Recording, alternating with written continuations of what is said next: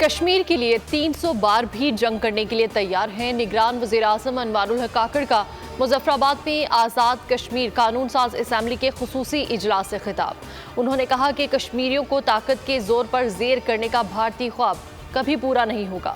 بولے بھارتی supreme court نے مسئلہ کشمیر پر غیر قانونی اور غیر آئینی فیصلہ دیا، کٹھ پتلی عدالت فیصلوں سے زمینی حقائق بدلے نہیں جا سکتے۔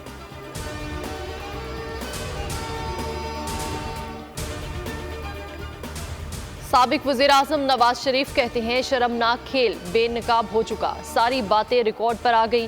قوم کے نام پیغام میں کہا کہ مجھ سے دشمنی کرنے والوں نے پاکستان کو نشانہ بنایا، ملک کو دوبارہ دہشت گردی کا گڑھ بنا دیا گیا، 4% کی مہنگائی کو 40% تک پہنچا دیا، سیسیلین مافیا اور گاڈ فادر کے القاب دیے گئے، قوم کو خوشحال پاکستان دیں گے۔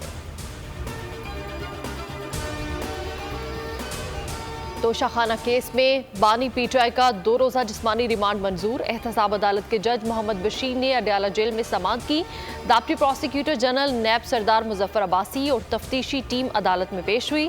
نیب نے 7 روزہ جسمانی ریمانڈ کی استدعا کی تھی۔ وکلا صفائی کی جسمانی ریمانڈ کی مخالفت۔